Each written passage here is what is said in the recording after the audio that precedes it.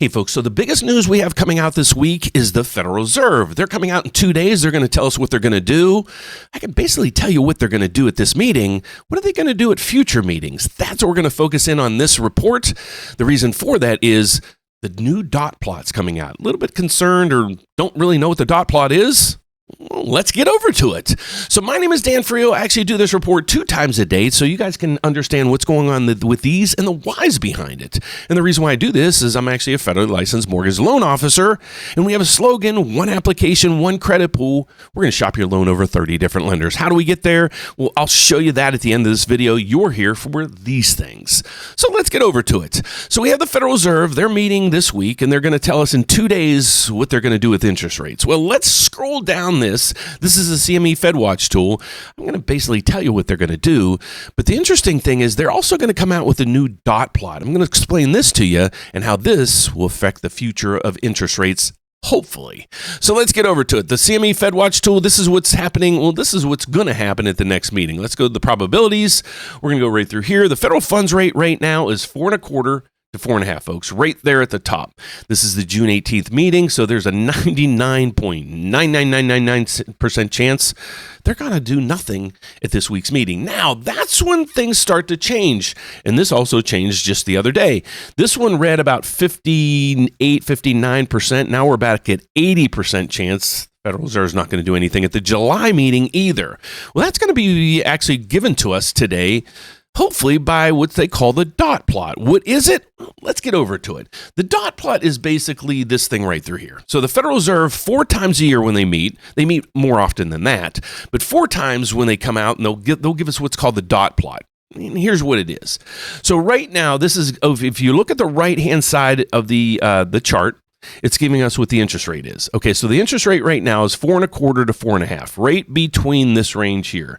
So we scroll over and that's right through here. Okay, so in 2025, the dot plot's telling us that 4 members of the Federal Reserve wanted to keep rates right there. And this was at the last, they did this about 2-3 meetings ago.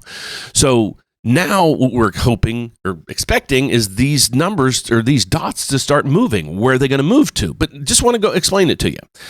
4 of the members at the last time they met and did the dot plot expected the rates would do nothing. They would stay right where they are at 4.25 to 4.5. Okay, then you had 4 members saying that they're going to drop 0.25%, and that's right through here. The majority of the members are saying in 2025, the federal funds rate should be right through here, 3.75 to 4. So that means there's about 50 basis points or 0.5% that's supposed to be pulled out of the system between now and the end of the year. So that's what that chart told us at the last meeting. What's this new one going to tell us? That's what the thing. So now are a lot of the members their dots going to start moving up here to signify to us mortgage rates aren't going to change, or are they going to stay right intact saying, okay, they're still going to drop 50 basis points, but then the question comes is when? So that's what I try to help you do as well with the timing of all this stuff. So that's the biggest piece of the news that we have coming out this week. Because the rest of it, let's look at the economic calendar. Now, some of this stuff is going to fill some voids for us, but we're going to have retail sales coming in tomorrow. That's going to tell us the consumer level, how robust the consumer is, or are they going to really start pulling back? And if they start really pulling back, that can hurt the unemployment rate, and we'll follow from there. But then Wednesday, we're going to get the initial unemployment claims, and then the FOMC, that's the Federal Reserve, their meetings. And then on Thursday and Friday, we're going to get the true unemployment claims, initial jobless claims, and data from there. So that's the data that we're having out this week. And basically, it's everything that the Federal Reserve focuses on. Because if you go over what the Federal Reserve focuses in on is right through here. They want to see what's going on with inflation. We got that PC, and that's been dropping continually. They got the unemployment rate that just keeps ticking down or staying steady. That's good. And then we're checking and see where the new GDP comes in, and that reading's coming out a little bit down the road. So we'll focus in on that at some other point. So based on all this data that we have so far today, here's what the markets are doing. We have the Dow Jones up almost 500 points because they're saying the Israel-Iran conflict is going to be short-lived. I think the last report I had was Israel had complete control over the headspace of all this. So we'll focus in on that because that has a major play in this. You even saw on Friday what happened.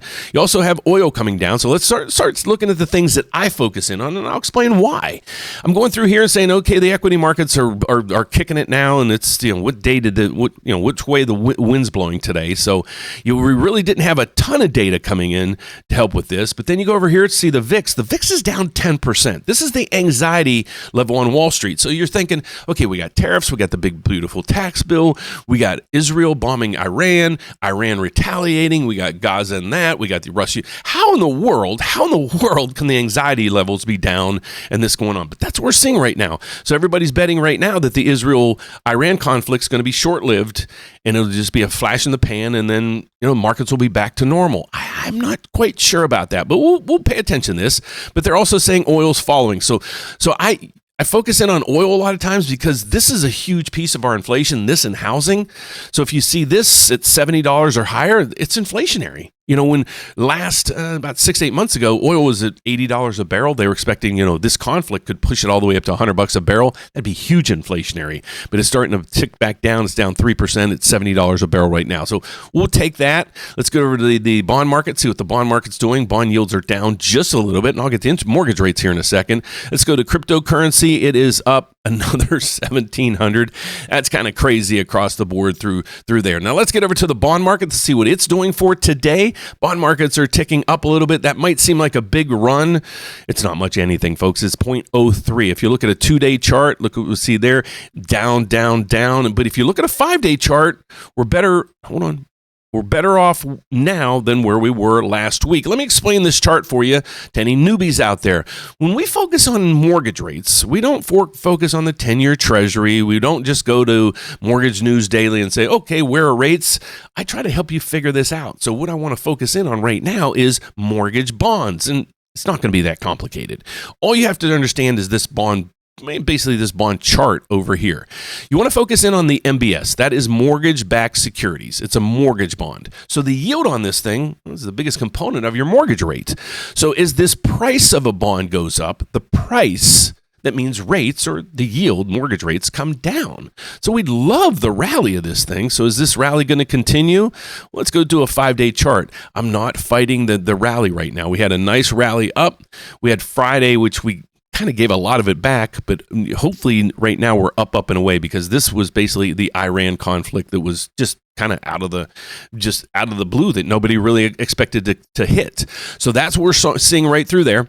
Like I said, we have the Federal Reserve. They're coming in actually on Wednesday telling us what they're going to do. The numbers through here look pretty darn good as well. And then over through here, this is the official dot plot the last time. So we'll see how this changes at the next few readings. Then I want to get over to here. Now we have the grand poobah of the housing market crashes. He came out the other day and he said, hey, folks, Illinois is looking really darn good. And I'm like, what? So you go over here and here's what ReVenture Capital is saying. And the reason why I'm bringing this up, folks, is I live in Illinois. So last year, Nick at ReVenture said, Illinois is going to crash. It's going to be 10% or more. It's going to be horrible. And I keep coming back on this video because I live in Illinois and many of the other ones. And I'm like, folks, you can't really pay attention to this because a lot of this, what he provides doesn't make sense. Then you have all the wannabes jumping on his bandwagon. But now he just came out and posted a revision. And why on this, I don't know. But last year he said it was going to be terrible in Illinois. Well, we were up last year, and now he's finally contesting to that, saying, oh, it's not so bad, folks. Illinois is a good state. So we didn't crash last year. We're not crashing this year. So I'm debunking his Chicago and Illinois videos basically all the way back since he started doing them. But now we're back again. It's now the second stage, or the third stage, or the fourth stage, or the fifth stage. I don't know what stage it is of the housing crash in 2025. So if you're on that bandwagon, you probably love Nick at ReVenture. If you love the housing crash market, please check out his videos. If you want the truth and what's really going on in the real estate and all about mortgages and how to help you guys buy and get involved in real estate, I'd love to be able to help you. And the reason why is, let's get over to me. My name is Dan Frio. I actually do this report twice a day. And the reason why I do this is to inform you guys what's going on with interest rates and also what's going on with mortgages and mortgage programs you might not know about. Also, what I do here is we have a slogan, one application, one credit pool. We're going to shop your loan over 30 different lenders. Now, how do we do that? Well, first off, I'm licensed in all 50 states as well as Puerto Rico because I work at a federally chartered bank. Yes, I work at a federal bank. But the other part of that is a little interesting. We can get you 30 quotes or something like that. Well, here's what we did at our bank. And the reason why I'm here is we set up with 30 other lenders, actually 32 other lenders to be specific. Why did we do that? Well, it's to help you guys. We wanted more programs available to you if you're reaching out for us with quotes. And we're also trying to get really, really competitive. So when you apply it on our website, we're going to shop your loan to over 30 different lenders. Now, what we're trying to do is we're trying to help those that are really confused during this whole process. They don't know really what to do the next step. That's what we're here for. So if you're out there and you're getting 50, 60 different quotes, I wish you the best of luck. But if you really need help navigating the market, if you're looking to buy or refinance, I'd love to help you. So visit us at therateupdate.com. You can see all the tools we have at the top. You can give us a call here. You can ask me a question here. You can schedule an appointment here and here, or you can scroll down and you can check out some of the major videos that we have. And every day I repost my new podcast right through here. But there's thousands of videos on our YouTube channel. We handpicked about 6 or 7 right through here. So check these out. If you're looking to buy a house, you need to really watch this one. If you're a homeowner right now and you want me to monitor rates so the next time it dips enough that really makes it worthwhile to saving some money, I can reach out to you and lock in that rate and get the paperwork started for you. But there's over 3,000 videos on our YouTube channel. I hope you can find something there that you're interested in. Otherwise, if you need some assistance buying or refinancing, love to help. Reach out to us. Love to help in any way we can. I'll be back at the closing bell to let you know how all this mess ends for the day. But so far, so good. Take care, folks. See you later. Bye-bye.